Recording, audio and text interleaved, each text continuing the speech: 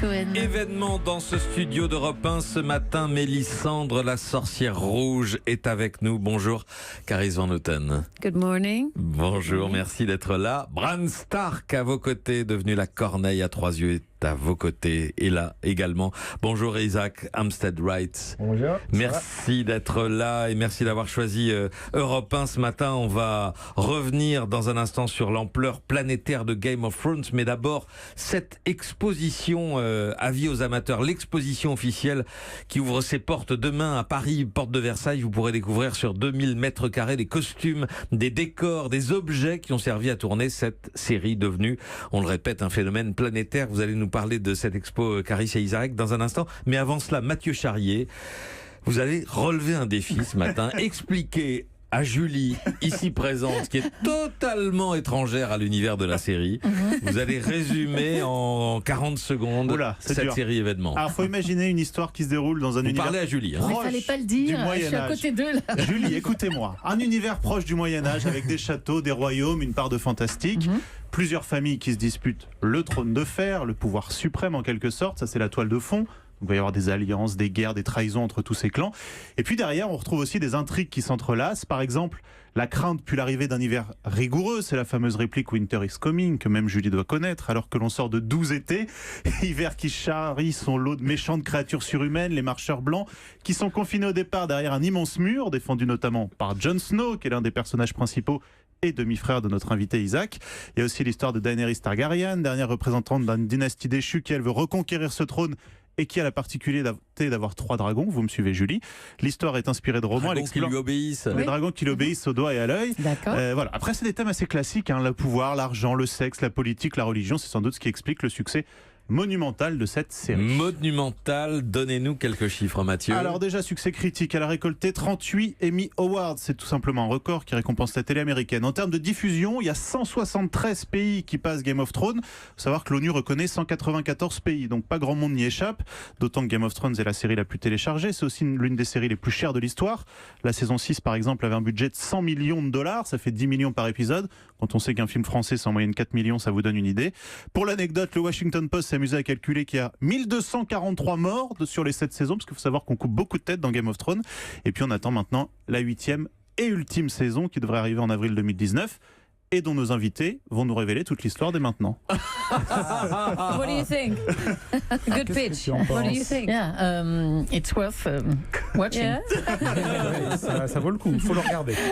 Ça vaut le coup, Julie? Bah oui, ça a l'air. Ça y est, on l'a convaincu. Ça vous a convaincu? Bon, alors cette célébrité mondiale, vous la mesurez l'un et l'autre, par exemple, à Paris, on vous reconnaît dans la rue? Vous êtes identifiés comme étant les personnages de Game of Thrones? Not really, to be honest. I haven't been really outside of the hotel because I've just been working. Je suis pas forcément sorti de l'hôtel, en fait. No, I look so different. Like my character has a really long red wig and impossible clothing to wear on the streets today. So no, you might have more troubles being recognized. Toi, tu es plus reconnu que moi. I think the glasses do a bit of a Clark Kent. Je pense qu'avec mes lunettes, je suis un peu comme Clark Kent et Superman. C'est un peu mon déguisement. Vous avez l'invisibilité. Alors parlez-nous de cette exposition qui ouvre à Paris demain, puisque vous l'avez accompagnée. Cette exposition a d'abord été montrée à Barcelone. Qu'est-ce qu'on pourra voir? Qu'est-ce que les amateurs auront le plaisir de découvrir, d'approcher dans cette exposition? We've got loads of sort of the authentic pas costumes. mal de choses. Il y a des costumes authentiques, des accessoires de la série. Mais c'est pas seulement ça. There are even things like smells. Il y a des odeurs que l'on peut reconnaître de la série, des choses qui viennent du décor, qui nous mettent vraiment dans cet univers. C'est vraiment complètement immersif. C'est aussi immersif que si on était sur le plateau. Et il fait plus chaud que sur le plateau. Ah oui, et avec un côté interactif, hein, c'est-à-dire que le public est invité à participer directement. À quoi on peut jouer ou participer dans cette exposition? You can get your picture on the on peut prendre sa photo sur le trône de fer. Ouais, ça c'est bien. On peut embrasser un dragon. On peut toucher un dragon. On peut grimper, escalader le mur. Tenir l'épée de Jon Snow, votre demi-frère. Yeah, you can. Although he's not my half brother, mais is c'est he? pas. Je sais pas si c'est mon demi-frère, c'est peut-être mon cousin. Ouais, c'est une drôle de relation de famille. Hein. Mathieu. Oui, je voulais vous demander comment vous faites pour cacher l'intrigue de cette saison 8. Parce qu'il faut savoir que sur Internet, il y a tout un tas de théories qui fleurissent. C'est sans doute la saison de séries télé la plus attendue au monde et dans l'histoire des séries télé. J'imagine que même vos proches, vos parents, vos amis vous harcèlent quotidiennement pour avoir des infos. Comment vous faites pour ne rien dire ? Well, you kind of get used to it after on s'y habitue, ça fait des années qu'on n'a pas le droit de dire un mot. Et aussi derrière cette porte, en fait, il y a un sniper de HBO qui est prêt, qui nous vise en fait, qui nous tient en joue au cas où on laisse échapper quelque chose. Et si on voulait gâcher, faire un spoiler, les gens, je pense, veulent pas vraiment savoir. Ah, c'est ça le point rouge lumineux que vous avez sur le front, Isaac, c'est le... Yeah. Ah, d'accord. Yeah, no, it's not fashion. Oui, c'est pas un truc de mode. D'accord, donc vous êtes menacé en permanence. Mathieu. Game of Thrones a été tourné dans plus de 30 pays et pas en France. Pourquoi ? Il y a eu offended about it. Les Français sont très offensés. Évidemment. Mainland England either. Mais on n'a pas tourné en Angleterre, donc il y a beaucoup de pays, pas seulement la France, qui ont été frustrés sur ce plan-là. Mais peut-être s'il y a une sorte de spin-off, ça peut commencer dans une boulangerie parisienne. Ça peut être une petite intrigue. Excellente idée. On va marquer une pause. Caris Van Houten, alias la sorcière rouge, et Isaac Umstead Wright, alias Bran Stark, sont avec nous ce matin sur Europe 1, Game of Thrones. On continue d'en parler tout de suite. Europe 1, 9h23. Et si on était sûr d'être joignable tout le temps pour ses clients ? Moi, avec mon forfait Orange Pro, en cas de panne, on me prête un mobile sous 24 heures et on me l'envoie en France à l'adresse de mon choix. Je suis sûr de rester joignable par tous mes fournisseurs. Et moi, avec mon forfait Orange Pro, j'ai une assistance technique 7 jours sur 7 et 24 heures sur 24. Aucun risque de passer à côté d'un client, même à l'autre bout du monde. Ah bon, mais t'avais pas peur en avion, toi ? Avec la gamme de forfaits Performance Pro Orange, profitez d'un forfait mobile conçu pour les pros avec une assistance adaptée à vos besoins. Vous rapprochez de l'essentiel. Orange. Service soumis à conditions, info complète sur orangepro.fr. Pour 139 € par mois, vous n'allez plus jamais avoir peur d'entendre. Ah, demain, je dois déposer la voiture pour la révision. Oh là, ça va te coûter un max, c'est sûr. Ah non, avec Smart, ça risque pas. Smart Fortwo à partir de 139 € par mois, garantie et entretien inclus. Vous allez enfin être détendu avec votre voiture. Location longue durée, 37 mois, 45 000 km. Smart Fortwo 52 kW pur. Premier loyer de 955 € si acceptation par Mercedes-Benz Financement. Valable jusqu'au 30 juin 2018. Détails sur smart.com. Smart. Le 6 octobre prochain, partez faire le tour du monde en avion privé avec Safran du Monde. Du Machu Picchu à l'île de Pâques et de la baie d'Along au Taj Mahal. Europe 1 vous offre un survol en hélicoptère au-dessus de la baie de Rio si vous réservez avant le 30 juin au 01 48 78 71 51 ou sur safrandumonde.com. Pour le voyage d'une vie avec Safran du Monde, voyagez dans un esprit palace. Marionneau, comme vous, votre peau est unique. Offrez-lui l'excellence d'un soin sur mesure. Ioma, le numéro 1 de la cosmétique personnalisée, vous propose Ma Crème. Une formule unique selon les besoins de votre peau parmi 40 257 formules possibles. En 1 minute chrono, repartez avec votre crème sur mesure grâce à l'appareil Ioma InLab.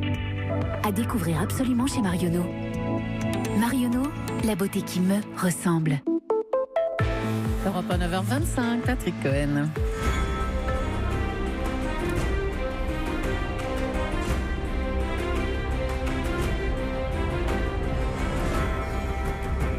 Vous avez reconnu la musique de Game of Thrones et musique qui est aussi celle qu'on peut entendre dans les concerts Game of Thrones. Vous avez ouvert il y a quelques jours un concert de ce type à Londres, Isaac Umstead Wright, avec la participation du compositeur de la musique de la série. Comment ça se passe ?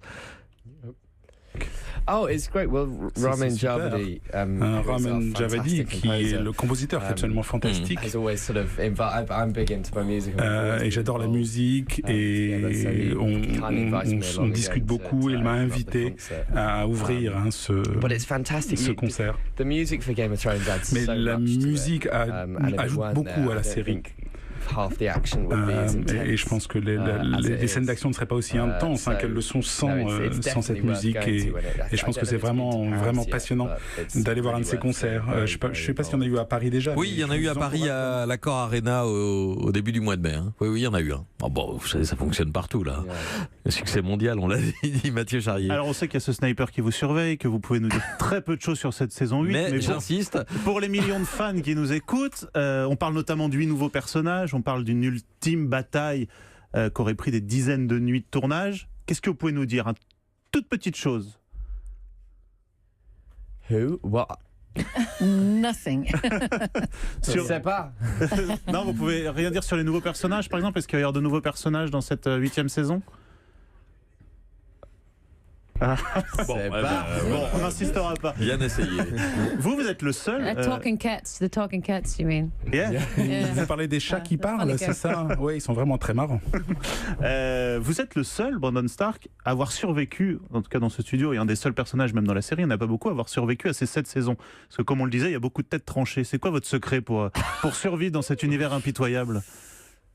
I mean, I think Bran Stark managed to get out of the action for a while. Bran Stark, en fait, a réussi à se tenir loin de l'action.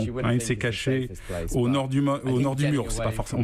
Je pense que s'éloigner du chaos de ce qui se passe dans le reste du royaume, ça l'a aidé. Mais on est quelques-uns à avoir survécu jusque-là. On verra. Vous avez notamment échappé à Mélisandre et à son feu, parce qu'il faut expliquer à nos auditeurs, vous maniez le feu comme personne dans cette série.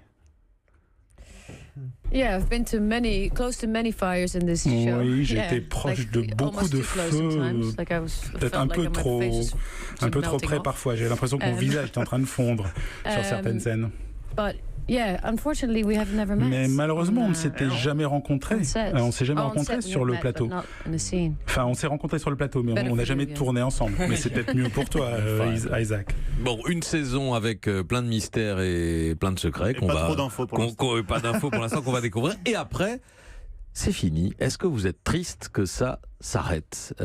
Dites-nous, Caris Van Houten. Vous êtes triste? Yes, I am sad, but oui, je suis triste, mais en même temps, c'est aussi quelque chose de positif, parce que toutes les bonnes choses ont une fin, et si ça avait continué pendant 30 ans, je pense que ça perdrait l'impact que la série a eu. Donc je pense que c'est une belle manière de conclure, il y aura la fin, et on va avoir de nouvelles aventures, chacun de notre côté. Donc je trouve ça quelque chose de positif. Je suis bien obligé. Isaac Amstead Wright, vous aviez 12 ans au début de la série, vous avez grandi avec, donc, et ça va se finir, ce sera une page de votre vie qui va se tourner, de votre vie d'acteur, mais aussi de votre vie tout court. Completely. Well, I was actually 10 oui, tout à fait. J'avais 10 ans, en fait, quand j'ai commencé. Pretty much half my life. Donc c'est 10 ans, c'est la moitié de ma vie. Donc c'est une partie très importante de moi. So it's going to be, I mean, I don't think it'll sink in for a while. Mais je pense que je ne réaliserai pas forcément. Je ne réaliserai qu'une fois qu'on aura fait les tournées de presse et les premières, etc. Et là, je vais me dire, mais qu'est-ce que je fais maintenant? Mais comme l'a dit Caris, c'est quelque chose de très excitant. Toutes les choses doivent se terminer. Et je pense que voilà, je pense qu'il y aura une fin absolument extraordinaire à cette histoire épique.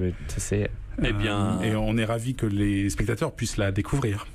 Ce sera en 2019. On le souhaite évidemment à tous les amateurs de Game of Thrones et à tous les auditeurs d'Europe 1 qui pourraient venir maintenant découvrir cette série. Merci infiniment Caris Van Houten, Isaac Amstead Wright d'être venu nous parler de l'exposition Game of Thrones qui ouvre ses portes demain à Paris, porte de Versailles, et donc de cette série planétaire. On vous libère et vous avez une conférence de presse pas loin d'ici. Merci d'avoir fait ce détour par le studio d'Europe 1 ce matin.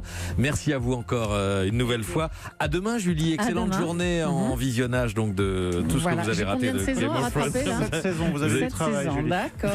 Voilà. Et excellente journée à l'écoute d'Europe 1. Philippe Vandel, Village Média, c'est à vous. Je n'en reviens pas de les avoir vus en vrai. Il me manque plus que le dragon à voir en vrai. Nous, on va